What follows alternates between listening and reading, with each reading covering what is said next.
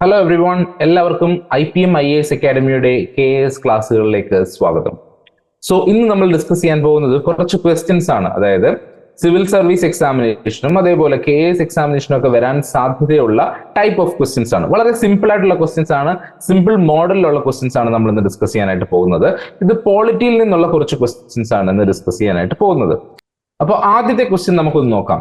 The preamble of the Indian Constitution is borrowed from which country's constitution? ഏത് കൺട്രിയുടെ കോൺസ്റ്റിറ്റ്യൂഷനിൽ നിന്നാണ് നമ്മളുടെ preamble, Indian കോൺസ്റ്റിറ്റ്യൂഷന്റെ preamble നമ്മൾ borrow ചെയ്തിരിക്കുന്നത് അല്ലെങ്കിൽ കടം കൊണ്ടിരിക്കുന്നത്? 4 ഓപ്ഷൻസ് ആണ് കൊടുത്തിരിക്കുന്നത്. ഒന്ന് USA, Britain, Canada and France. ഇതിലെ നമ്മൾ ഉത്തരം ഇതിൽ തന്നെ കൊടുത്തിട്ടുണ്ട്. നിങ്ങൾ എങ്ങനെ ഉത്തരത്തിലേക്ക് നിങ്ങൾക്ക് എത്താൻ പറ്റും എന്നുള്ളതാണ്.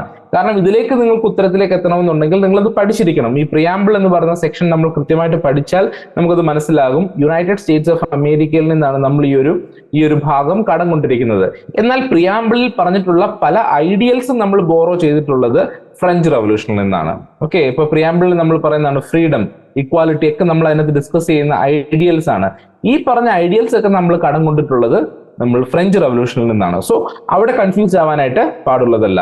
The idea of preamble in Indian constitution was borrowed from US constitution. നമ്മളുടെ കോൺസ്റ്റിറ്റ്യൂഷന്റെ ഫിലോസഫിയും ഒബ്ജക്റ്റീവ്സും ഒക്കെ പറയുന്ന ഒരു ഏരിയയാണ് പ്രിയാമ്പിൾ എന്ന് പറയുന്നത്. നമ്മൾ പ്രിയാമ്പിൾ കൃത്യമായിട്ട് വായിക്കുകയാണെങ്കിൽ നമുക്ക് മനസ്സിലാകും എന്താണ് നമ്മുടെ കോൺസ്റ്റിറ്റ്യൂഷൻ കൊണ്ട് ഉദ്ദേശിച്ചിരിക്കുന്നത് നമുക്ക് മനസ്സിലാകും. കാരണം ഈ പ്രിയാമ്പിൾ എന്ന് പറയുന്നത് നമ്മുടെ കോൺസ്റ്റിറ്റ്യൂഷൻ ഉണ്ടാക്കുന്ന സമയത്ത് ഒബ്ജക്റ്റീവ് റെസൊല്യൂഷൻ എന്നുള്ള ഒരു കാര്യം നമ്മളുടെ ജവഹർലാൽ നെഹ്റു ആ കാലഘട്ടത്തിൽ അദ്ദേഹം മുന്നോട്ട് വെച്ചിരുന്നു.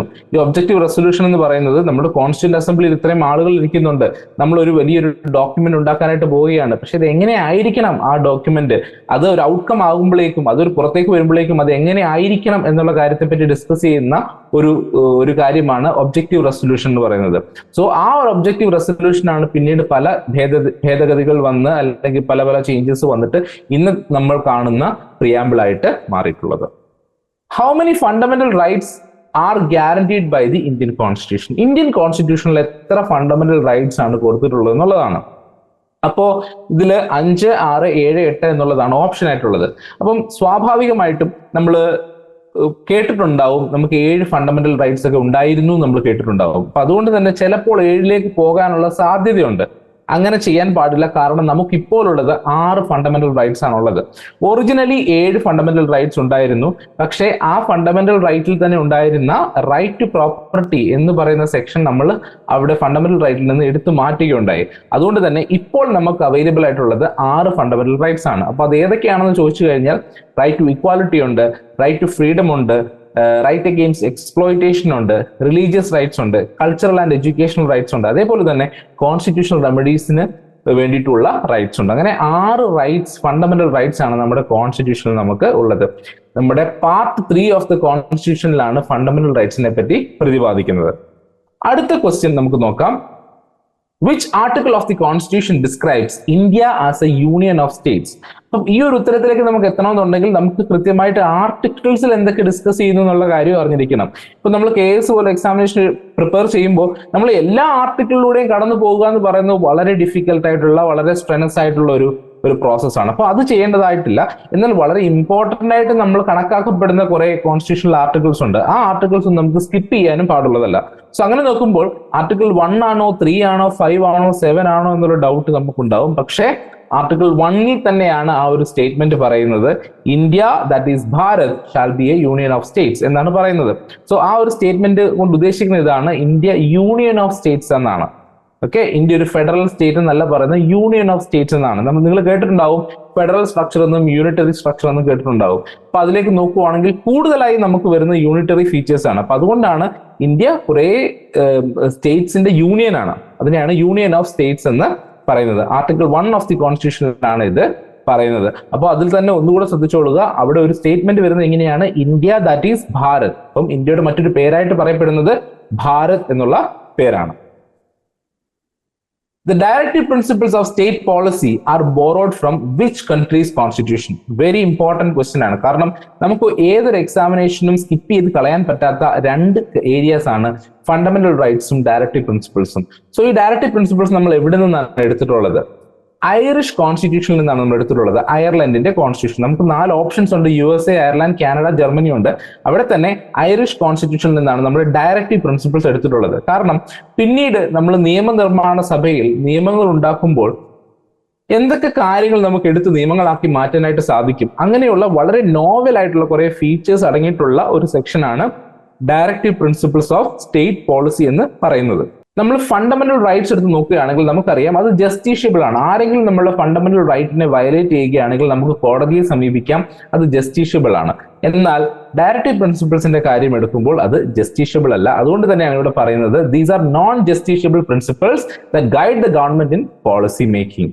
നിയമങ്ങൾ ഉണ്ടാക്കുന്നതിനും പോളിസികൾ ഉണ്ടാക്കുന്നതിനും ആവശ്യമായിട്ടുള്ള ചില നല്ല ഫീച്ചേഴ്സ് നമുക്ക് കാണാൻ സാധിക്കുന്ന ഒരു സ്ഥലമാണ് ഡയറക്റ്റീവ് പ്രിൻസിപ്പിൾസ് എന്ന് പറയുന്നത്. ഇപ്പൊ ജനറലി ഒരു അണ്ടർസ്റ്റാൻഡിങ്ങിന് വേണ്ടി നമ്മൾ ഈ ഡയറക്റ്റീവ് പ്രിൻസിപ്പിൾസിനെ നമുക്ക് 3 തരത്തിൽ, ഇതിന്റെ ഫീച്ചേഴ്സിനെ 3 തരത്തിൽ നമുക്ക് ക്ലാസിഫൈ ചെയ്യാം. അതിൽ ഒന്നെന്ന് പറയുന്നത് ഗാന്ധിയൻ പ്രിൻസിപ്പിൾസ് ആണ്, മറ്റൊന്ന് സോഷ്യലിസ്റ്റിക് പ്രിൻസിപ്പിൾസ് ആണ്, മറ്റൊന്ന് ലിബറൽ ഇന്റലക്ച്വലിസ്റ്റിക് പ്രിൻസിപ്പിൾസ് ആണ്. സോ ഈ 3 കാര്യങ്ങളുടെയും അംശമുള്ള ഫീച്ചേഴ്സ് ആണ് ഡയറക്റ്റീവ് പ്രിൻസിപ്പിൾസിനകത്ത് നമുക്ക് കാണാനായിട്ട് സാധിക്കുന്നത്. Which article deals with the abolition of untouchability? കാരണം നമ്മുടെ നാട്ടിൽ പ്രിവെയിൽ ചെയ്തിരുന്ന വളരെ മോശമായിട്ടുള്ള, അതായത് മനുഷ്യനെ തന്നെ വളരെ മോശമായി കാണുന്ന ഒരു പ്രവൃത്തിയായിരുന്നു അൺടച്ചബിലിറ്റി എന്ന് പറയുന്നത്. ഈ അൺടച്ചബിലിറ്റി എപ്പോഴാണ്, എങ്ങനെയാണ്, ഏത് ആർട്ടിക്കിൾ പ്രകാരമാണ് നമ്മൾ വേണ്ട എന്ന് വെച്ചിട്ടുള്ളത്, അല്ലെങ്കിൽ അബോളിഷ് ചെയ്തിട്ടുള്ളത്, ഇനി ഇതിവിടെ പാടില്ല എന്ന് പറഞ്ഞിട്ടുള്ളത് ഏത് ആർട്ടിക്കിൾ പ്രകാരമാണ്? കോൺസ്റ്റിറ്റ്യൂഷനിലെ ആർട്ടിക്കിളിനെ പറ്റിയിട്ടാണ് നമ്മൾ പറയുന്നത്. ആർട്ടിക്കിൾ 17 പ്രകാരമാണ് അബോളിഷൻ ഓഫ് അൺടച്ചബിലിറ്റി വന്നിട്ടുള്ളത്. അതിൽ കൃത്യമായിട്ട് ആർട്ടിക്കിൾ 17 കൃത്യമായിട്ട് എഴുതിയിട്ടുണ്ട് അബോളിഷൻ ഓഫ് അൺടച്ചബിലിറ്റി എന്താണെന്നുള്ള കാര്യം. So article 17 of the Indian constitution abolishes untouchability and declares it as a punishable offence. അപ്പൊ ആരെങ്കിലും അത് പ്രാക്ടീസ് ചെയ്യുകയാണെങ്കിൽ അവരെ പണിഷ് ചെയ്യാനുള്ള ഒരു ഓപ്പർച്യൂണിറ്റി അല്ലെങ്കിൽ അതിനുള്ളൊരു ഒരു പ്രൊവിഷനും ഈ ഒരു ആർട്ടിക്കിളിനകത്ത് ഉണ്ട്. The 73rd Constitutional Amendment Act is related to which of the following? അപ്പൊ നമുക്കറിയാം നമ്മുടെ കോൺസ്റ്റിറ്റ്യൂഷൻ നിലവിൽ വന്ന ഒരു സമയം എന്ന് പറയുന്നത് 1950-കളാണ്. റിപ്പബ്ലിക് ഡേ എന്ന് നമുക്ക് പറയാം, commencement of the constitution. So 1950-കളിൽ ജീവിച്ചിരുന്ന ആളുകളുടെ ഒരു സാമൂഹ്യ ചുറ്റുപാടും അല്ലെങ്കിൽ സാമ്പത്തിക ചുറ്റുപാടും അല്ലെങ്കിൽ രാഷ്ട്രീയ ചുറ്റുപാടും ഒന്നും അല്ല ഇന്നത്തെ ജീവിക്കുന്ന ആളുകൾക്ക്. അതുകൊണ്ട് തന്നെ നമ്മുടെ കോൺസ്റ്റിറ്റ്യൂഷനിൽ നമ്മൾ ഇൻക്ലൂഡ് ചെയ്തിട്ടുള്ള ഒരു പ്രൊവിഷൻ ആയിരുന്നു കാലാകാലങ്ങൾക്ക് അനുസൃതമായിട്ട് ചേഞ്ചസ് വരുത്തണം എന്നുള്ളത്. ആ ചേഞ്ചിനെ പറയുന്ന പേരാണ് അമെൻമെന്റ്സ് എന്ന് പറയുന്നത്. അപ്പൊ അങ്ങനെ ഓരോരോ പാർട്ടികൾ അധികാരത്തിൽ വരുമ്പോഴും ഓരോരോ ഗവൺമെന്റ്സ് വരുമ്പോഴും അവര് എന്ത് ചെയ്തിരുന്നു, ആ കാലഘട്ടത്തിന് അനുസൃതമായിട്ടുള്ള ചേഞ്ചസ് വരുത്താൻ ശ്രമിച്ചിട്ടുണ്ട്. ആ ചേഞ്ചസ് വരുത്തുന്ന പ്രോസസ്സിനെയാണ് നമ്മൾ അമെൻമെന്റ് എന്ന് വിളിക്കുന്നത്. അങ്ങനെ നമ്മുടെ 73ാമത്തെ കോൺസ്റ്റിറ്റ്യൂഷണൽ അമെൻമെന്റ് ആക്ട് ഈ താഴെ പറഞ്ഞിട്ടുള്ളതിൽ എന്തുമായിട്ട് റിലേറ്റ് ചെയ്തിട്ടുള്ളതാണ് ചോദ്യം. സോ ഫണ്ടമെന്റൽ ഡ്യൂട്ടീസ് ആവാം, പഞ്ചായത്ത് രാജ് ആവാം, അല്ലെങ്കിൽ ഫണ്ടമെന്റൽ റൈറ്റ്സ് ആകാം, അല്ലെങ്കിൽ ഒഫീഷ്യൽ ലാംഗ്വേജ് ആവാം, ഏത് വേണമെങ്കിലും ആകാം. നമുക്ക് അറിയാത്ത ഒരാളാണെങ്കിൽ ഏത് വേണമെങ്കിലും ആകാം. എന്നാൽ നമുക്ക് കൃത്യമായിട്ട് ഇതിനെപ്പറ്റി പഠിച്ചിട്ടുള്ളത് കൊണ്ടും ധാരണയുള്ളത് കൊണ്ടും നമ്മളുടെ ഉത്തരം ഏതായിരിക്കണം? പഞ്ചായത്ത് രാജിനെ പറ്റിയിട്ട് ഡിസ്കസ് ചെയ്യുന്ന വളരെ ഡീറ്റെയിൽഡ് ആയിട്ടുള്ള ഒരു അമെൻമെന്റ് ആണ് ആർട്ടിക്കിൾ 73rd കോൺസ്റ്റിറ്റ്യൂഷണൽ അമെൻമെന്റ് എന്ന് പറയുന്നത്. ഓക്കെ, ഇപ്പൊ പഞ്ചായത്ത് രാജ് എന്ന് വെച്ചാൽ മറ്റൊന്നുമല്ല, ഡീസെൻട്രലൈസേഷൻ. നമ്മുടെ നാട്ടിൽ ഡീസെൻട്രലൈസേഷൻ കൊണ്ടുവന്ന ഒരു പ്രോസസ്സാണ് പഞ്ചായത്ത് രാജ് എന്ന് പറയുന്നത്. കാരണം നമുക്കൊരു യൂണിയൻ ഗവൺമെന്റ് ഉണ്ട്, ഒരു സ്റ്റേറ്റ് ഗവൺമെന്റ് ഉണ്ട്, അതിന്റെ താഴേക്ക് നോക്കുകയാണെങ്കിൽ നമുക്കൊരു ലോക്കൽ സെൽഫ് ഗവൺമെന്റ് ഉണ്ട്. അതായത് ഓരോ ഗ്രാമങ്ങളിലും ഓരോ വില്ലേജുകളിലും എങ്ങനെ അഡ്മിനിസ്ട്രേഷൻ നടത്തണം. അപ്പോൾ ഒരിക്കലും യൂണിയൻ ഗവൺമെന്റിൽ നിന്ന് ഒരു മന്ത്രിക്ക് ഇറങ്ങി വന്ന് അവിടെ അഡ്മിനിസ്ട്രേഷൻ നടത്താൻ പറ്റില്ല. ഒരു സ്റ്റേറ്റ് ഗവൺമെന്റിൽ ഒരു മന്ത്രിക്ക് ഇറങ്ങി വന്ന് അവിടെ ഒരു അഡ്മിനിസ്ട്രേഷൻ നടത്താനായിട്ട് സാധ്യമല്ല. അപ്പൊ അതുകൊണ്ട് തന്നെ അവിടുള്ള ആളുകളിൽ നിന്ന് തന്നെ ഒരു റെപ്രസെന്റേറ്റീവിനെ ചൂസ് ചെയ്ത് അവിടെ തന്നെ ഒരു സിസ്റ്റം ഉണ്ടാക്കി അവിടുത്തെ അഡ്മിനിസ്ട്രേഷനും അവരുടെ നീഡ്സിനനുസരിച്ച് അവിടെ പ്രോപ്പർ ആയിട്ട് ഒരു ഗവേണൻസ് നടത്താൻ വേണ്ടിയിട്ടാണ് ലോക്കൽ സെൽഫ് ഗവൺമെന്റ് എന്ന് പറയുന്ന ഒരു പ്രോസസ് ഉള്ളത്. അതിലെ ഏറ്റവും വലിയ ഇമ്പോർട്ടന്റ് ആസ്പെക്ട് ആണ് പഞ്ചായത്ത് രാജ് എന്ന് പറയുന്നത്. നമുക്കറിയാം നമ്മുടെ നാടുകളിൽ നമുക്ക് ഗ്രാമപഞ്ചായത്തുണ്ട്, ബ്ലോക്ക് പഞ്ചായത്തുണ്ട്, ജില്ലാ പഞ്ചായത്തുണ്ട്. അപ്പൊ ഇതിന്റെയൊക്കെ അഡ്മിനിസ്ട്രേഷനെ പറ്റിയും ഇതിന്റെയൊക്കെ പ്രവർത്തനങ്ങളെ പറ്റിയൊക്കെ പ്രതിപാദിക്കുന്ന ഒരു സെക്ഷനാണ് 73rd കോൺസ്റ്റിറ്റ്യൂഷണൽ അമെൻമെന്റ് എന്ന് പറയുന്നത്. Who is known as the father of the Indian constitution? Indian കോൺസ്റ്റിറ്റ്യൂഷന്റെ ഫാദർ എന്ന് ആരെയാണ് അറിയപ്പെടുന്നത് എന്നുള്ളതാണ് അടുത്തത്. ഇപ്പൊ മഹാത്മാഗാന്ധി നമുക്ക് ചിലപ്പോൾ കൺഫ്യൂസ്ഡ് ആവാനുള്ള സാധ്യതയുണ്ട്, കാരണം നമ്മൾ ഫാദർ ഓഫ് ദ നേഷൻ എന്ന് പറയുന്നത് മഹാത്മാഗാന്ധിയാണ്. പിന്നെ BR അംബേദ്കർ ആണ്. നമുക്കറിയാം ഒരുപാട് കോൺസ്റ്റിറ്റ്യൂഷന് വേണ്ടിയിട്ട് ഏറ്റവും കൂടുതൽ ഒരു കോൺട്രിബ്യൂഷൻ നടത്തിയിട്ടുള്ള ഒരു വ്യക്തിയാണ് ഡോക്ടർ BR അംബേദ്കർ എന്ന് പറയുന്നത്. ജവഹർലാൽ നെഹ്റു ഉണ്ട്, അദ്ദേഹമായിരുന്നു നമ്മുടെ ആദ്യത്തെ പ്രൈം മിനിസ്റ്റർ. അതേപോലെ ഡോക്ടർ രാജേന്ദ്ര പ്രസാദ് ഉണ്ട്, അദ്ദേഹമായിരുന്നു നമ്മുടെ ആദ്യത്തെ പ്രസിഡന്റ് മാത്രമല്ല നമ്മുടെ കോൺസ്റ്റിറ്റ്യൂന്റ് അസംബ്ലിയുടെ തന്നെ പെർമനന്റ് ചെയർമാൻ ആയിട്ടല്ലേ പ്രസിഡന്റായിട്ട് ഇലക്ട് ചെയ്യപ്പെട്ടിട്ടുള്ള ആളും രാജേന്ദ്ര പ്രസാദ് ആയിരുന്നു. അപ്പോൾ നമുക്ക് ചിലപ്പോൾ ഒരു കൺഫ്യൂഷൻ ഉണ്ടാകും, ഇതിൽ ആരെയാണ് the father of the Indian constitution എന്ന് പറയുന്നത്. അപ്പൊ ഇവിടെ ഒരു ഡൗട്ടും വേണ്ട നിങ്ങൾക്ക്, father of the Indian constitution നമ്മൾ പറയുന്നത് ഡോക്ടർ BR അംബേദ്കറെയാണ്. Doctor BR Ambedkar was the chairman of the drafting committee. നമ്മളുടെ കോൺസ്റ്റിറ്റ്യൂന്റ് അസംബ്ലിയിൽ ഒരുപാട് കമ്മിറ്റികൾ ഉണ്ടായിരുന്നു, ഒരുപാട് കാര്യങ്ങളെ പറ്റി ഡീൽ ചെയ്യാനും അതിനെപ്പറ്റി ഡീറ്റെയിൽ ആയിട്ട് പഠിക്കാനും സ്പെസിഫിക് ആയിട്ട് അതിനെ അനലൈസ് ചെയ്യാനും അതിന്റെ ഒബ്സർവേഷൻസ് നടത്താനും ഒക്കെ ആയിട്ട് നമുക്ക് കമ്മിറ്റീസ് ഒരുപാടുണ്ടായിരുന്നു. അതിലെ ഒരു സ്പെസിഫിക് ആയിട്ടുള്ള ഒരു കമ്മിറ്റിയാണ് ഡ്രാഫ്റ്റിംഗ് കമ്മിറ്റി എന്ന് പറയുന്നത്. കാരണം ഒരുപാട് കമ്മിറ്റികൾ ചെയ്ത വർക്കിനെ കൃത്യമായിട്ട് കൺസോളിഡേറ്റ് ചെയ്യുക, അതിനെ പ്രോപ്പറായിട്ട് എഡിറ്റ് ചെയ്യുക, അതിനെ കൃത്യമായിട്ടൊരു നല്ല ഡോക്യുമെന്റ് ആക്കി കൊണ്ടുവരിക എന്നുള്ളതായിരുന്നു ഡ്രാഫ്റ്റിംഗ് കമ്മിറ്റിയുടെ പ്രധാനപ്പെട്ട ജോലി എന്ന് പറയുന്നത്. സോ ആ ഡ്രാഫ്റ്റിംഗ് കമ്മിറ്റിയുടെ ചെയർമാൻ എന്ന് അറിയപ്പെടുന്നത് ഡോക്ടർ BR അംബേദ്കർ ആണ്. അദ്ദേഹം ഒരുപാട് കോൺട്രിബ്യൂഷൻ നമ്മളുടെ ലീഗൽ സിസ്റ്റത്തിലേക്കും അതേപോലെ നമ്മുടെ കോൺസ്റ്റിറ്റ്യൂഷനിലേക്കും ഭരണഘടനയുടെ പല പ്രൊവിഷൻസിലേക്കും അദ്ദേഹത്തിന്റെ ഒരുപാട് ഇൻഫ്ലുവൻസ് ഉണ്ടായിട്ടുണ്ടെന്നുള്ളതാണ്. അപ്പൊ അതുകൊണ്ട് തന്നെ നമ്മൾ അദ്ദേഹത്തെയാണ് ഈ കോൺസ്റ്റിറ്റ്യൂഷന്റെ തന്നെ പിതാവ് എന്ന് വിളിക്കുന്നത്. What is a minimum age required to become the president of India? ഇതും വളരെ ഇമ്പോർട്ടന്റ് ആയിട്ടുള്ള ഒരു ക്വസ്റ്റ്യൻ ആണ്. അപ്പം എത്ര വയസ്സായിരിക്കണം നമ്മുടെ പ്രസിഡന്റ് ആവാനായിട്ടുള്ള യോഗ്യത, എത്ര വയസ്സായിരിക്കണം എന്നുള്ളതാണ്. അപ്പൊ നമുക്കറിയാം നമ്മുടെ യൂണിയൻ എക്സിക്യൂട്ടീവ് എന്ന് പറയുന്ന നമ്മുടെ കോൺസ്റ്റിറ്റ്യൂഷനകത്തെ ഒരു സെക്ഷൻ ഉണ്ട്. അതായത് പാർട്ട് 5 ഓഫ് ദ കോൺസ്റ്റിറ്റ്യൂഷനിലാണ് യൂണിയൻ എക്സിക്യൂട്ടീവിനെ പറ്റി പറയുന്നത്. അതിൽ തന്നെ ആദ്യം വരുന്ന ഒരു പാർട്ട് എന്ന് പറയുന്നത് നമ്മുടെ പ്രസിഡന്റിനെ പറ്റി തന്നെയാണ്. അപ്പൊ അവിടെ കൃത്യമായി പറയുന്നുണ്ട്, എലിജിബിലിറ്റി ക്രൈറ്റീരിയയെ പറ്റി പറയുന്നുണ്ട്, പ്രസിഡന്റിന്റെ ഓഫീസ് എങ്ങനെയാണോന്ന് പറയുന്നുണ്ട്, ഇലക്ഷൻ പ്രോസസ്സിനെ പറ്റി പറയുന്നുണ്ട്. അപ്പൊ ഇതൊക്കെ അവർ ഡിസ്കസ് ചെയ്യുന്നുണ്ട്. അപ്പൊ അതിൽ വരുന്ന ഒരു കാര്യമാണ് എത്ര വയസ്സായിരിക്കണം നമ്മുടെ പ്രസിഡന്റ് ആവാനുള്ള യോഗ്യത എന്നുള്ളത്. അപ്പൊ കൃത്യമായിട്ട് പറയുകയാണെങ്കിൽ 35 വയസ്സാണ് നമ്മുടെ പ്രസിഡന്റ് ആകാനായിട്ടുള്ള യോഗ്യത. ആർട്ടിക്കിൾ 58 ഇതിനെപ്പറ്റി പ്രതിപാദിക്കുന്നത്. Article 58 of the constitution states that a person must be അറ്റ്ലീസ്റ്റ് 35 years old to contest for the president's office. 35 വയസ്സ് മിനിമം ഉണ്ടെങ്കിൽ നിങ്ങൾക്ക് എന്തായിട്ട് മത്സരിക്കാൻ സാധിക്കും? പ്രസിഡന്റ് സ്ഥാനത്തിലേക്ക് നിങ്ങൾക്ക് മത്സരിക്കാനായിട്ട് സാധിക്കുമെന്നുള്ളതാണ്. അപ്പൊ ഇവിടെ നമ്മൾ അറിഞ്ഞിരിക്കേണ്ടത് ഇത് മാത്രമാണോ എലിജിബിലിറ്റി ക്രൈറ്റീരിയ? അല്ല, മറ്റു പല എലിജിബിലിറ്റി ഫീച്ചേഴ്സ് ഉണ്ട്. ഇതിനെ പറ്റിയൊക്കെ നിങ്ങൾ കൃത്യമായിട്ട് മനസ്സിലാക്കിയിരിക്കണം. ഈ പറഞ്ഞതിന്റെ ഒക്കെ ഡീറ്റെയിൽസ് നമ്മളുടെ ക്ലാസ്സുകളിൽ, നമ്മുടെ IPM IAS അക്കാഡമിയുടെ ക്ലാസ്സുകളിൽ KS കോഴ്സിൽ കൃത്യമായിട്ട് ഡിസ്കസ് ചെയ്തിട്ടുണ്ട്. അപ്പൊ അവിടെ നിങ്ങൾക്ക് ഇതെല്ലാം കാണാനായിട്ട് സാധിക്കുന്നതാണ്. Which schedule of the Indian Constitution deals with anti-defection law? Anti-defection lawയുമായിട്ട് ബന്ധപ്പെട്ടിട്ടുള്ള ഷെഡ്യൂൾ ഏതാണെന്നാണ് പറയുന്നത്. അപ്പം ഷെഡ്യൂൾ 10 ആണ് ആന്റി ഡിഫെക്ഷൻ ലോയിനെ പറ്റി പറയുന്ന ഷെഡ്യൂൾ എന്ന് പറയുന്നത് ഷെഡ്യൂൾ 10 ആണ്. ഇപ്പം ഒരാൾ ഇലക്ട് വരികയും അതിനുശേഷം ഇലക്ട് ചെയ്യപ്പെട്ടതിന് ശേഷം പാർട്ടി മാറുകയൊക്കെ ചെയ്യാറുള്ള ഒരു പതിവുണ്ടായിരുന്നു. അപ്പൊ ഇങ്ങനെ മാറുമ്പോൾ ഉള്ള പ്രശ്നം എന്താണെന്ന് വെച്ച് കഴിഞ്ഞാൽ, ഏത് പാർട്ടിയുടെ ലേബലിലാണോ അദ്ദേഹം മത്സരിച്ചിരുന്നത് അപ്പൊ ആ പാർട്ടിക്ക് ഒരാളെ നഷ്ടപ്പെടുകയാണ് ചെയ്യുന്നത്. അപ്പൊ അവരുടെ മെജോറിറ്റി കുറയുകയാണ് ചെയ്യുന്നത്. അപ്പൊ അങ്ങനെ ഒരുപാട് പ്രോബ്ലംസ് ആ ഒരു പാർട്ടിക്ക് ഉണ്ടാകാനുള്ള സാധ്യതയുണ്ട്. കൃത്യമായിട്ട് പറയുകയാണെങ്കിൽ നമ്മുടെ ഡെമോക്രാറ്റിക് സിസ്റ്റത്തിന് തന്നെ അതൊരു വെല്ലുവിളിയായിട്ട് മാറുന്ന ഒരു കാലഘട്ടം ഉണ്ടായി. അപ്പൊ അതുകൊണ്ടാണ് അതിനെതിരെ ഒരു നിയമം കൊണ്ടുവന്നത്. അപ്പം ആ നിയമം കൊണ്ടുവന്ന സെക്ഷൻ അല്ലെങ്കിൽ ആ നിയമം കൊണ്ടുവന്നിട്ടുള്ള പ്രോപ്പർ ഷെഡ്യൂൾ എന്ന് പറയുന്നത്, അതിനെപ്പറ്റി ഡീറ്റെയിൽ ആയിട്ട് പ്രതിപാദിക്കുന്ന പ്രോപ്പർ ഷെഡ്യൂൾ എന്ന് പറയുന്നത് 10th ഷെഡ്യൂൾ ആണ്. ഇത് 52ാമത്തെ അമെന്റ്മെന്റ് പ്രകാരമാണ്. കോൺസ്റ്റിറ്റ്യൂഷനിലെ 52ാമത്തെ അമെന്റ്മെന്റ് പ്രകാരം 1985 ഇത് ആഡ് ചെയ്യപ്പെടുന്നത്. അപ്പം എന്തിനാണ്? പൊളിറ്റിക്കൽ ഡിഫെക്ഷൻസ്, ആളുകൾ അങ്ങോട്ടും ഇങ്ങോട്ടും മാറി. അപ്പൊ ചിലപ്പം പലപ്പോഴും ആളുകൾ മറ്റൊരു പാർട്ടിയിലേക്ക് മാറുന്നതിന്റെ പ്രധാന റീസൺ എന്തായിരിക്കും? അവർക്ക് അധികാരത്തിന് വേണ്ടിയിട്ടാണ്. അപ്പം ഒരു പാർട്ടിയുടെ ടിക്കറ്റിൽ നിന്ന് മത്സരിക്കുകയും ആ പാർട്ടിയുടെ അനുഭാവികളുടെ വോട്ടുകൾ കൊണ്ട് ജയിക്കുകയും ചെയ്തതിനു ശേഷം മറ്റൊരു പാർട്ടിയിലേക്ക് മാറുക എന്ന് പറയുന്നത് അതൊരിക്കലും ശരിയായ ഒരു നടപടിയല്ല. അതുകൊണ്ട് തന്നെയാണ് ഈ ഒരു ആന്റി ഡിഫെക്ഷൻ എന്ന് പറഞ്ഞ നിയമം നമ്മൾ ഇൻട്രൊഡ്യൂസ് ചെയ്തിട്ടുള്ളത്. Under which article can the president of India declare A national emergency? കാരണം നമ്മുടെ രാജ്യം വളരെ ബുദ്ധിമുട്ടേറിയ പ്രശ്നങ്ങളിലൂടെ കടന്നു പോകുമ്പോൾ, വളരെ ഒരു എമർജൻസി സിറ്റുവേഷൻ അല്ലെങ്കിൽ വളരെ അർജന്റ് ആയിട്ടുള്ള ഒരു പ്രോബ്ലം, ഒരു കയോട്ടിക് സിറ്റുവേഷൻ ഫേസ് ചെയ്യുന്ന സമയത്ത് നമ്മളുടെ പ്രസിഡന്റിന് ഡിക്ലെയർ ചെയ്യാൻ പറ്റുന്ന ഒരു കാര്യമാണ് നാഷണൽ എമർജൻസി എന്ന് പറയുന്നത്. അപ്പം മൊത്തം അറ്റൻഷനും ആളുകൾക്ക് എവിടേക്ക് കൊടുക്കാനായിട്ട് സാധിക്കും, എവിടെയാണോ പ്രശ്നം ആ പ്രശ്നത്തിനെ ഡീൽ ചെയ്യാനായിട്ട് സാധിക്കും. ഒരു ഉദാഹരണം എന്ന് പറഞ്ഞു കഴിഞ്ഞാൽ വാർ. നമ്മുടെ രാജ്യം മറ്റൊരു രാജ്യവുമായിട്ട് വാറിൽ ഏർപ്പെടുകയാണെങ്കിൽ ആ സമയത്ത് നമ്മളുടെ എല്ലാവരുടെയും ഫോക്കസ് എവിടെയായിരിക്കണം? പ്രത്യേകിച്ച് നമ്മുടെ സെക്യൂരിറ്റി സിസ്റ്റത്തിന്റെ ഫോക്കസ് എവിടെയായിരിക്കണം? നമ്മുടെ ഫോഴ്സസിന്റെയും ഒക്കെ ഫോക്കസ് എവിടെയായിരിക്കണം? ആ വാറുമായിട്ട് റിലേറ്റ് ചെയ്തിട്ടായിരിക്കണം നമ്മുടെ ഫോക്കസ്. ആ സമയത്ത് മറ്റുള്ള പല സംസ്ഥാനങ്ങളിലും ഇത് പ്രശ്നങ്ങൾ പരിഹരിക്കാൻ നടക്കുകയാണെങ്കിൽ അത് വലിയൊരു ബുദ്ധിമുട്ടിലേക്ക് പോകും. കാരണം നമ്മളുടെ ശ്രദ്ധ അങ്ങോട്ടും ഇങ്ങോട്ടും സ്കാറ്റർ ചെയ്ത് പോവുകയും അത് എനിമി നേഷൻസിന്റെ, അതായത് ശത്രു രാജ്യങ്ങൾക്ക് അത് ഒരു അഡ്വാൻറ്റേജ് ആയിട്ട് മാറുകയും ചെയ്യും. അതുകൊണ്ടാണ് അങ്ങനെയുള്ള സാഹചര്യങ്ങൾ, വളരെ ക്രൂഷ്യൽ ആയിട്ടുള്ള, വളരെ ഡിഫിക്കൽട്ട് ആയിട്ടുള്ള സർക്കംസ്റ്റാൻസസിലൂടെ ഇന്ത്യ കടന്നു പോകുമ്പോൾ നമ്മളുടെ പ്രസിഡന്റിന് എമർജൻസി ഡിക്ലെയർ ചെയ്യാനുള്ള ഒരു അവകാശമുള്ളത്. അതിലെ നാഷണൽ എമർജൻസി എന്ന് പറയുന്നത് രാജ്യം മുഴുവൻ വ്യാപിപ്പിക്കാൻ പറ്റുന്ന രീതിയിലുള്ള ഒരു എമർജൻസിയാണ്.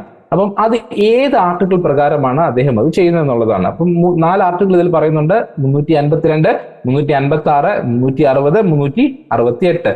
ഇതിൽ 352ാമത്തെ ആർട്ടിക്കിൾ പ്രകാരമാണ് നാഷണൽ എമർജൻസി ഡിക്ലെയർ ചെയ്യുന്നത്. അതിന് പ്രത്യേകമായിട്ട് പറഞ്ഞിട്ടുള്ള ഗ്രൗണ്ട്സ്, എന്തൊക്കെ റീസൺസ് ആണെന്ന് പറഞ്ഞിട്ടുള്ളതെന്ന് വെച്ച് കഴിഞ്ഞാൽ ഒന്നുകിൽ വാറ്, അല്ലെങ്കിൽ external aggression or armed rebellion.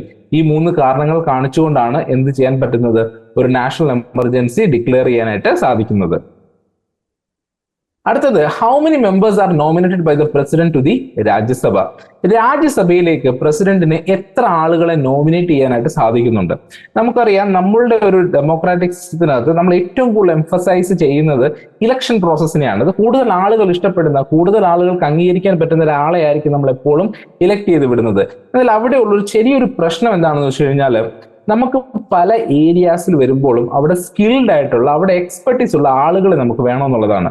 ഇപ്പോൾ എന്താ പറയുക, സോഷ്യൽ വർക്ക് എന്ന് പറഞ്ഞ ഒരു ഏരിയ എടുക്കുകയാണെങ്കിലും, സയൻസ് എന്ന് പറഞ്ഞ ഏരിയ എടുക്കുകയാണെങ്കിലൊക്കെ നമുക്കറിയാം അവിടെ എക്സ്പേർട്ട് ആയിട്ടുള്ള ആളുകളെ നമുക്ക് വേണം. അവരുടെ അഡ്വൈസുകൾ നമുക്ക് വളരെ ഇമ്പോർട്ടന്റ് ആണ്. അപ്പൊ പലപ്പോഴും അങ്ങനെയുള്ള ആളുകൾക്ക് ഒരു ഇലക്ഷൻ പ്രോസസ്സിലൂടെ ഇലക്ട് ചെയ്യപ്പെടുക എന്ന് പറഞ്ഞാൽ ചിലപ്പം ആളുകൾക്ക് അംഗീകരിക്കാൻ പറ്റാത്ത ഒരാളായിരിക്കാം, ആളുകൾക്ക് അത്ര എന്താ പറഞ്ഞ ജനസമ്മതി ഇല്ലാത്ത ഒരാളായിരിക്കും. അപ്പൊ അങ്ങനെ ഒരാളെ ഇലക്ട് ചെയ്ത് വരാനുള്ള സാധ്യതകൾ കുറവാണ്. പക്ഷേ ഇത് വളരെ ഒരു ഇമ്പോർട്ടന്റ് നീഡും കൊണ്ടാണ്. ഇവരുടെ എക്സ്പെർട്ടീസ് നമുക്ക് യൂസ് ചെയ്യുക എന്നുള്ളത് വളരെ ഇമ്പോർട്ടന്റ് ആണ്. അപ്പൊ അതുകൊണ്ടാണ് പ്രസിഡന്റിന് കുറച്ച് ആളുകളെ രാജ്യസഭയിലേക്ക് നോമിനേറ്റ് ചെയ്യാൻ പറ്റും. അത് എത്രയാണ് നമ്പർ എന്നാണ് ഇവിടെ ചോദിച്ചിരിക്കുന്നത്. 12 പേരെയാണ് പ്രസിഡന്റിന് നമ്മുടെ രാജ്യസഭയിലേക്ക് നോമിനേറ്റ് ചെയ്യാൻ പറ്റുന്നത്. ആർട്ടിക്കിൾ 80 പ്രകാരമാണ് ഇത് ചെയ്യുന്നത്. Article 80 states that the president can nominate 12 members to the Rajya Sabha who have expertise in science, literature, arts and social service. അപ്പൊ ഈ പറഞ്ഞ കാര്യങ്ങളിൽ എക്സ്പെർട്ടീസ് ഉള്ള ആളുകളെ 12 പേരെ നോമിനേറ്റ് ചെയ്യാനുള്ള അധികാരം ആർക്കുണ്ട്? നമ്മുടെ പ്രസിഡന്റിന് ഉണ്ട്. The idea of single citizenship in India is borrowed from which country? നമ്മൾ എല്ലാവരും അറിഞ്ഞിരിക്കേണ്ട ഒരു കാര്യമാണ്. നമ്മൾ എപ്പോഴും പറയും ഇന്ത്യ എന്റെ രാജ്യമാണ്, എല്ലാ ഇന്ത്യക്കാരും എന്റെ സഹോദരി സഹോദരങ്ങളാണ് എന്നൊക്കെ നമ്മൾ പലപ്പോഴും പ്ലഡ്ജിലൂടെയും ഒക്കെ പറയാറുണ്ട്. അപ്പം ഇതിനെ ഊട്ടിയുറപ്പിക്കുന്ന ഒരു ഫാക്ടർ എന്ന് പറയുന്നത് നമ്മുടെ നാഷണലിസ്റ്റിക് സെന്റിമെന്റ്സ് ഒക്കെയാണ്. അതിനെ ഊട്ടിയുറപ്പിക്കുന്ന ഒരു കാര്യമാണ് സിംഗിൾ സിറ്റിസൺഷിപ്പ് എന്ന് പറയുന്നത്. നമ്മൾ അമേരിക്കയുടെ ഭാഗം എടുക്കുകയാണെങ്കിൽ നമുക്കറിയാം അമേരിക്കയ്ക്ക് അവിടെ ഒരു ഫെഡറൽ സിറ്റിസൺഷിപ്പ് ഉണ്ട്, അതായത് അമേരിക്ക സിറ്റിസൺ എന്ന് പറയുന്ന ഒരു കാര്യമുണ്ട്. അതേപോലെ അവിടുത്തെ ഓരോ സ്റ്റേറ്റ്സിനും സെപ്പറേറ്റ് സിറ്റിസൺഷിപ്പ് ഉണ്ട്. അപ്പൊ ഒരു ഡ്യുവൽ സിറ്റിസൺഷിപ്പ് അക്സെപ്റ്റ് ചെയ്യുന്ന ഒരു രാജ്യമാണ്. എന്നാൽ ഇന്ത്യയിൽ അങ്ങനെയല്ല. ഇന്ത്യയിൽ ആകെ ഒരു സിറ്റിസൺഷിപ്പേ ഉള്ളൂ. നമ്മൾ ഒരിക്കലും പറയാറില്ല നമ്മൾ കേരളയുടെ സിറ്റിസൺ ആണെന്ന്. നമ്മൾ എപ്പോഴും പറയാറുള്ളത് ഇന്ത്യൻ സിറ്റിസൺ ആണെന്നാണ്. അപ്പം ആ ഒരു പ്രൗഡ് ഫീലിംഗ് നമുക്ക് ഉണ്ടാവാറുണ്ട്. നമ്മൾ ഈ രാജ്യത്തിന്റെ ഭാഗമാണ്, നമ്മൾ എല്ലാവരും ഒന്നാണ് എന്നുള്ള ഭാഗം, ഒരു യൂണിറ്റിയെ കീപ്പ് ചെയ്യുന്നതിന് വളരെ ഇമ്പോർട്ടന്റ് ആയിട്ടുള്ള ഒരു ആസ്പെക്ട് ആണ് സിംഗിൾ സിറ്റിസൺഷിപ്പ് എന്ന് പറയുന്നത്. ഇത് നമ്മൾ ഏത് രാജ്യത്തിൽ നിന്ന് കടന്നു കൊണ്ടിട്ടുള്ളതാണെന്നുള്ളതാണ് ചോദ്യം. അപ്പൊ അതിൽ ഉത്തരം എന്ന് പറയുന്നത് ബ്രിട്ടനാണ്. നമുക്കറിയാം ഏകദേശം 200 വർഷങ്ങൾക്കധികം നമ്മളെ ഭരിച്ചിരുന്ന, അവരുടേതായിട്ടുള്ള അഡ്മിനിസ്ട്രേറ്റീവ് മിഷനറി കൊണ്ടും അവരുടെ ഗവേണൻസ് സിസ്റ്റം കൊണ്ടും നമ്മളെ ഭരിച്ചിരുന്ന ഒരു രാജ്യമായിരുന്നു ബ്രിട്ടൻ. അപ്പൊ ആ ബ്രിട്ടനുമായിട്ട് നമ്മൾ വളരെയധികം ഇൻഫ്ലുവൻസ്ഡ് ആണ്. അവരുടെ സിസ്റ്റവുമായിട്ടൊക്കെ നമ്മൾ വളരെയധികം ഇൻഫ്ലുവൻസ്ഡും അതുമായിട്ട് ഇൻക്ലൈൻഡുമാണ്. അതുകൊണ്ട് തന്നെ അവരുടെ ഈ ഒരു സിസ്റ്റം, സിംഗിൾ സിറ്റിസൺഷിപ്പ് എന്ന് പറഞ്ഞ സിസ്റ്റം നമ്മൾ അഡോപ്റ്റ് ചെയ്യുകയാണ് ഉണ്ടായിട്ടുള്ളത്. India follows the concept of single citizenship just like Britain, meaning that every Indian citizen of India and not of any particular state. എല്ലാവരും ഇന്ത്യയുടെ സിറ്റിസൺസ് ആണ്. ഒരു സംസ്ഥാനത്തിന് സ്പെസിഫിക് ആയിട്ടുള്ള സിറ്റിസൺസ് എന്ന് പറയുന്ന ഒരു സംഭവം നമ്മുടെ രാജ്യത്ത് ഇല്ല. Which part of the constitution deals with fundamental duties? അപ്പൊ നമ്മൾ എല്ലാവരും സംസാരിക്കുമ്പോൾ നമ്മൾ ഏറ്റവും കൂടുതൽ സംസാരിക്കുന്നത് നമ്മുടെ അവകാശങ്ങളെ പറ്റിയിട്ടാണ്. എനിക്ക് ഈ അവകാശമുണ്ട്, എനിക്ക് ഈ അവകാശം കിട്ടിയേ മതിയാവൂ, എന്റെ അവകാശമാണ് ഇത് ചെയ്യുക എന്നുള്ളത് എന്നൊക്കെയുള്ള സ്റ്റേറ്റ്മെന്റ്സ് ഒക്കെ നമ്മൾ പലപ്പോഴും പറയാറുണ്ട്. പക്ഷേ അവകാശങ്ങളുടെ കൂടെ വരുന്ന മറ്റൊരു കാര്യമാണ് നമ്മളുടെ ഡ്യൂട്ടീസ്, നമ്മുടെ കടമകൾ എന്ന് പറയുന്നത്. അപ്പൊ നമ്മുടെ കോൺസ്റ്റിറ്റ്യൂഷനകത്തേക്ക് കടമകൾ എന്ന് വെച്ച് കഴിഞ്ഞാൽ ഫണ്ടമെന്റൽ ആയിട്ടുള്ള ഡ്യൂട്ടീസും ഇൻക്ലൂഡ് ചെയ്തിട്ടുണ്ട്. അത് ഏത് ഭാഗത്താണ് കാണാൻ സാധിക്കുന്നത് എന്നുള്ളതാണ്. പാർട്ട് 4A പാർട്ട് 4A ഇത് കാണാൻ സാധിക്കുന്നത്. പാർട്ട് 4 വരുന്നത് DPSP ആണ്, directive principles of state policy ആണ്. എന്നാൽ പാർട്ട് 4A അവർ ആഡ് ചെയ്തിട്ടുള്ളത് ഫണ്ടമെന്റൽ ഡ്യൂട്ടീസ് ആണ്. ഓക്കെ, 11 ഫണ്ടമെന്റൽ ഡ്യൂട്ടീസ് ആണ് നമുക്കുള്ളത്. ഈ ഫണ്ടമെന്റൽ ഡ്യൂട്ടി ആഡ് ചെയ്യപ്പെട്ട വർഷം എന്ന് പറയുന്നത് 1976 ഒരു അമെന്റ്മെന്റ് പ്രകാരമാണ്. 42ാമത്തെ കോൺസ്റ്റിറ്റ്യൂഷണൽ അമെന്റ്മെന്റ് പ്രകാരമാണ് ഫണ്ടമെന്റൽ ഡ്യൂട്ടി നമ്മുടെ കോൺസ്റ്റിറ്റ്യൂഷനിലേക്ക് ആഡ് ചെയ്യപ്പെട്ടിട്ടുള്ളത്. ഈ വർഷം ശ്രദ്ധിച്ചാൽ നിങ്ങൾക്ക് മനസ്സിലാവും അതിനൊരു സ്പെഷ്യാലിറ്റി ഉള്ള വർഷമാണ്. കാരണം 1975 മുതൽ 1977 വരെ നമ്മുടെ രാജ്യം വലിയൊരു ചലഞ്ചിലൂടെ കടന്നു പോവുകയായിരുന്നു. അതൊരു എമർജൻസി ആയിരുന്നു, നാഷണൽ എമർജൻസി ഡിക്ലെയർ ചെയ്ത സമയമായിരുന്നു. ആ കാലഘട്ടത്തിൽ പുറത്തു വന്നിട്ടുള്ള ഒരു അമെന്റ്മെന്റ് ആണ് ഈ 42nd കോൺസ്റ്റിറ്റ്യൂഷണൽ അമെന്റ്മെന്റ് എന്ന് പറയുന്നത്. അടുത്തത് right to education RTE is provided under which article? ഏത് ആർട്ടിക്കിൾ പ്രകാരമാണ് റൈറ്റ് ടു എഡ്യൂക്കേഷൻ ഉള്ളത് എന്നുള്ളതാണ്. അപ്പം ആർട്ടിക്കിൾ 14 പറയുന്നുണ്ട്, 19 പറയുന്നുണ്ട്, 21A പറയുന്നുണ്ട്, 29 പറയുന്നുണ്ട്. നമുക്ക് ഒരു കാര്യം അറിയാം, ഈ പറഞ്ഞിട്ടുള്ള ആർട്ടിക്കിൾസ് എല്ലാം ഫണ്ടമെന്റൽ റൈറ്റ്സിന്റെ ഭാഗമാണെന്നുള്ള കാര്യം നിങ്ങൾക്ക് കൃത്യമായിട്ട് അറിയാം. പക്ഷെ ഇതിൽ ഏതാണ് റൈറ്റ് ടു എഡ്യൂക്കേഷനെ പറ്റി പറയുന്നത് എന്നുള്ളത് ഒരു ക്വസ്റ്റ്യൻ ആണ്. ഒരു കാര്യം മനസ്സിലാക്കിക്കൊള്ളുക, റൈറ്റ് ടു എഡ്യൂക്കേഷൻ പിന്നീട് ചേർക്കപ്പെട്ടൊരു കാര്യമാണ്.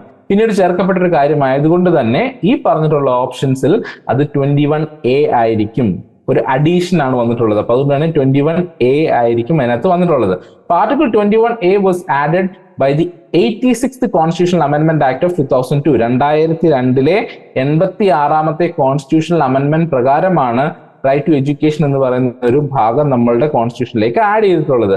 എന്താണ് ഇതിന്റെ ഉദ്ദേശം? Making free and compulsory education a fundamental right for children aged between 6 to 14. അപ്പം ഒരു പ്രായത്തിലുള്ള 14 വയസ്സിന് താഴോട്ടുള്ള കുട്ടികൾക്ക് കമ്പൽസറിയും ഫ്രീയുമായിട്ടുള്ള എഡ്യൂക്കേഷൻ പ്രൊവൈഡ് ചെയ്തിരിക്കണം, അത് അവരുടെ അവകാശത്തിന്റെ ഭാഗമാണ് എന്നത് എഴുതി ചേർത്ത ഒരു സെക്ഷനാണ്, ആർട്ടിക്കിൾ 21A എന്ന് പറയപ്പെടുന്നത്. Who was the first vice president of India? Very important question. കാരണം എപ്പോഴും നമ്മൾ ശ്രദ്ധിക്കുന്നത് ആരായിരുന്നു ആദ്യത്തെ പ്രസിഡന്റ് എന്നുള്ളതാണ്. അപ്പൊ ആദ്യത്തെ വൈസ് പ്രസിഡന്റ് ചിലപ്പോൾ നമ്മൾ മിസ് ചെയ്ത് പോയേക്കാം, പക്ഷെ അതും നമ്മൾ അറിഞ്ഞിരിക്കണം. ആദ്യത്തെ പ്രസിഡന്റ് ഡോക്ടർ രാജേന്ദ്ര പ്രസാദ് ആയിരുന്നു. എന്നാൽ ആദ്യത്തെ vice president doctor S. Radhakrishnan ആയിരുന്നു. സർവേപ്പള്ളി രാധാകൃഷ്ണൻ എന്നാണ് അദ്ദേഹത്തിന്റെ മുഴുവൻ പേര്. അദ്ദേഹം 1952 മുതൽ 62 വരെ അദ്ദേഹമായിരുന്നു വൈസ് പ്രസിഡന്റ് ആയിട്ടുണ്ടായിരുന്നത്. എന്നാൽ പിന്നീട് അതിനുശേഷം അദ്ദേഹം പ്രസിഡന്റ് ആകുകയാണ് ചെയ്തത്. He became the second president of India. അപ്പൊ ആർക്ക് ശേഷമായിരിക്കും അദ്ദേഹം പ്രസിഡന്റ് ആയിട്ടുള്ളത്? ഡോക്ടർ രാജേന്ദ്ര പ്രസാദിന് ശേഷമായിരിക്കും അദ്ദേഹം പ്രസിഡന്റ് ആയിട്ടുള്ളത്.